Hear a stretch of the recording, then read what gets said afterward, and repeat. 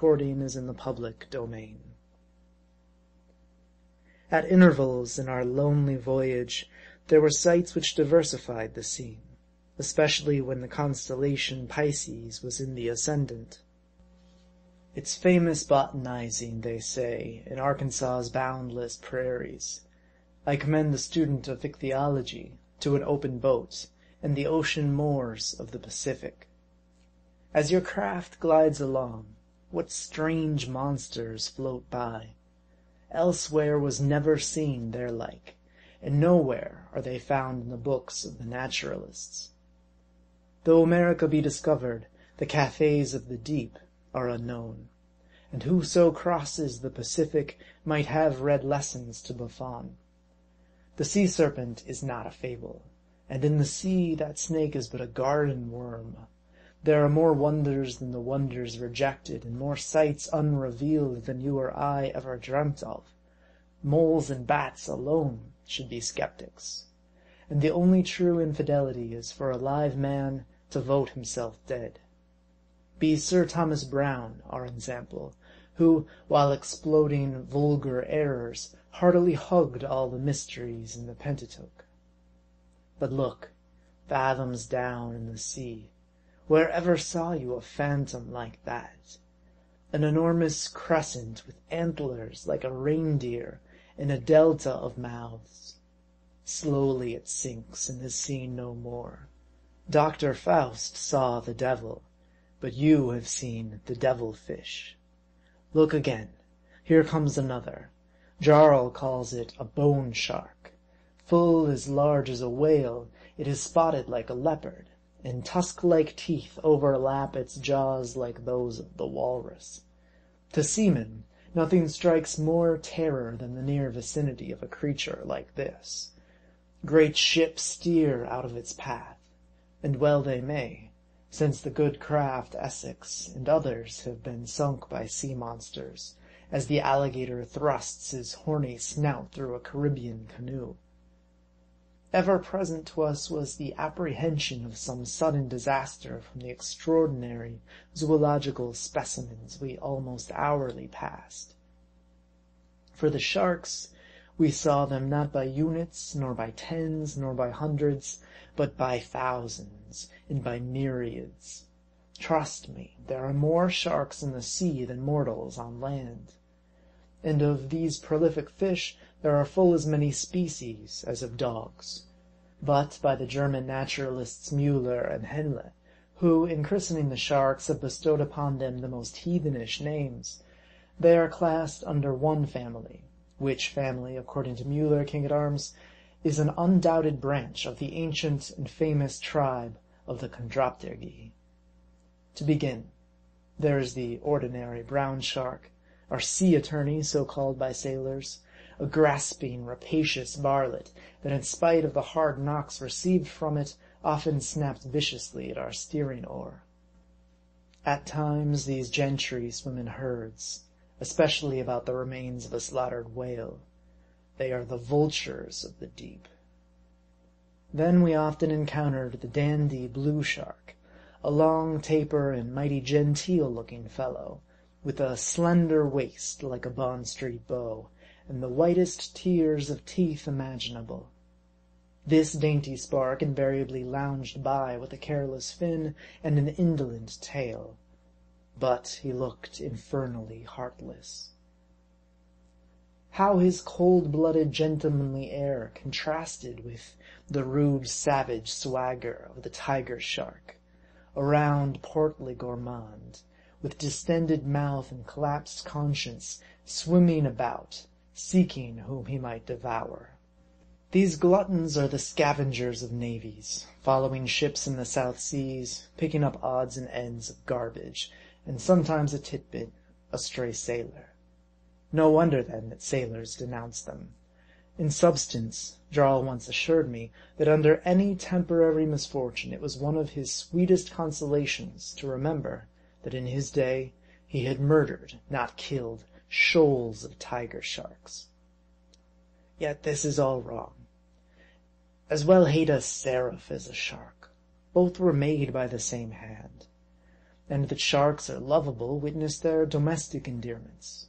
No fury so ferocious as not to have some amiable side. In the wild wilderness, a leopard mother caresses her cub, as Hagar did Ishmael, or a queen of France the Dauphin. We know not what we do when we hate, and I have the word of my gentlemanly friend Stanhope for it, that he who declared he loved a good hater was but a respectable sort of Hottentot at best. No very genteel epithet this, though coming from the genteelest of men. But when the digger of dictionaries said that saying of his, he was assuredly not much of a Christian. However, it is hard for one given up to constitutional hypos like him to be filled with the milk and meekness of the Gospels. Yet, with deference, I deny that my old Uncle Johnson really believed in the sentiment ascribed to him. Love a hater, indeed. Who smacks his lips over gall? Now hate is a thankless thing. So let us only hate hatred, and once give love play, we will fall in love with the unicorn. Ah, the easiest way is the best, and to hate a man must work hard. Love is a delight, but hate a torment. And haters are thumbscrews, Scotch boots, and Spanish inquisitions to themselves. In 5 words, would they were a Siamese diphthong, he who hates is a fool. For several days our chamois was followed by 2 of these aforesaid tiger sharks, a brace of confidential inseparables, jogging along in our wake side by side like a couple of highwaymen, biding their time till you come to the crossroads. But giving it up at last for a bootless errand, they dropped farther and farther astern until completely out of sight, much to the skyman's chagrin, who long stood in the stern, lance poised for a dart. But of all sharks, save me from the ghastly white shark. For though we should hate not, yet some dislikes are spontaneous, and disliking is not hating. And never yet could I bring myself to be loving or even sociable with a white shark. He is not the sort of creature to enlist young affections. This ghost of a fish is not often encountered, and shows plainer by night than by day. Timon-like, he always swims by himself, gliding along just under the surface, revealing a long, vague shape of a milky hue, with glimpses now and then of his bottomless white pit of teeth. No need of a dentist hath he. Seen at night stealing along like a spirit in the water, with horrific serenity of aspect, the white shark sent many a thrill to us twain in the chamois. By day, and in the profoundest calms, oft were we startled by the ponderous sigh of the grampus, as lazily rising to the surface he fetched a long breath after napping below. And time and again we watched the darting albacore, the fish with the chain plate armor and golden scales, the Nimrod of the seas, to whom so many flying fish fall a prey. Flying from the pursuers, many of them flew into our boat, but invariably they died from the shock. No nursing could restore them. One of their wings I removed, spreading it out to dry under a weight. In 2 days' time the thin membrane, all over tracings like those of a leaf, was transparent as isinglass, and tinted with brilliant hues like those of a changing silk. Almost every day we spied black fish, coal-black and glossy. They seemed to swim by revolving round and round in the water like a wheel, their dorsal fins every now and then shooting into view, like spokes.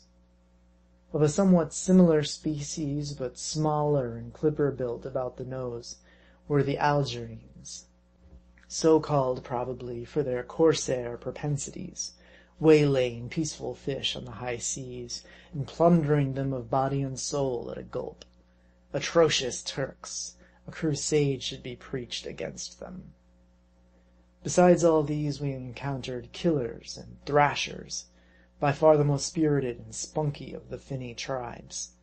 Though little larger than a porpoise, a band of them think nothing of assailing Leviathan himself. They bait the monster, as dogs a bull. The killers seizing the right whale by his immense sulky lower lip, and the thrashers fastening onto his back and beating him with their sinewy tails. Often they come off conquerors, worrying the enemy to death.